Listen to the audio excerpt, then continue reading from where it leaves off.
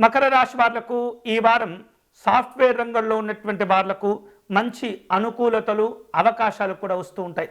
అదే సందర్భంలో కొన్ని భయాలు కూడా మిమ్మల్ని వెంటాడుతూ ఉంటాయి. వివిధ రూపాల్లో ఉద్యోగపరమైనటువంటి వ్యక్తుల యొక్క సంఖ్య తగ్గించేందుకు కంపెనీలు ప్రయత్నం చేస్తూ ఉంటాయి. కాబట్టి ఎలాంటి పొరపాట్లు జరగకుండా అన్ని రకాల జాగ్రత్తలు తీసుకుంటూ ఉండాలి. వ్యాపారస్తులకు ఈ వారం అనుకూలమైనటువంటి వారంగా ఉండబోతుంది. కొన్ని రకాల మానసికమైనటువంటి ఆలోచనలు, ఆందోళనలు మిమ్మల్ని ఇబ్బంది పెడుతూ ఉంటాయి. స్వతంత్రమైనటువంటి భావాలు, ఆలోచనలు కొన్ని సందర్భాల్లో తప్పులను చేసేటటువంటి ప్రయత్నం చేస్తూ ఉంటాయి. కాబట్టి ఈ స్వంతంగా నిర్ణయాలు తీసుకునేటటువంటి వాళ్ళు తొందరపడకుండా అన్ని రకాల జాగ్రత్తలు తీసుకోవటం అనేది మంచిది.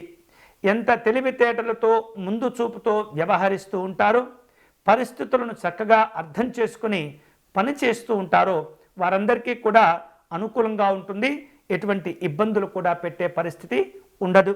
అలాగే కష్టపడి పనిచేసేటటువంటి వాళ్లకు ఈ వారం చక్కటి ప్రమోషన్సు, వివిధ రూపాల్లో నూతనమైనటువంటి బాధ్యతలు కూడా అధికారులు మీకు కల్పించేటటువంటి అవకాశం ఉంటుంది. కుటుంబ పరంగా చూస్తే కనుక జీవిత భాగస్వామితో కానీ, కుటుంబ పెద్దలతో కానీ చిన్న చిన్న మనస్పర్ధలు అనేవి మిమ్మల్ని బాధకు గురి చేయటం, ఇబ్బందులకు గురి చేయటం అనేది జరిగే సూచనలు కనిపిస్తున్నాయి.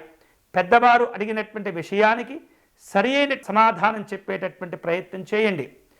వారు అడిగేటటువంటి పలు రకాల విషయాలకు ఏమాత్రం మాట్లాడకుండా ఉండటం ద్వారా మిమ్మల్ని మీరు సమస్యల్లోకి నెట్టుకున్న వారవుతారు. కాబట్టి ఈ వారం ఈ మకర రాశి వాళ్లకు మిశ్రమ ఫలితాలు, మంచి చెడులు కాస్త సమానంగా ఉండేటటువంటి పరిస్థితి ఉంది. కాబట్టి అన్ని రకాల జాగ్రత్తలు తీసుకుంటూ ఉండాలి. మకర రాశి వారు ఈ వారం శుభ ఫలితాలు పొందేందుకై సుబ్రహ్మణ్య స్వామి వారిని దర్శనం చేసుకోవటం, సుబ్రహ్మణ్య స్వామి వారిని పూజించడం అనేది చాలా చాలా మంచిది. వీలైతే కనుక స్వామివారికి పంచామృతములతో అభిషేకం కానీ, విభూతితో అర్చన నిర్వహించటం కానీ మంచిది.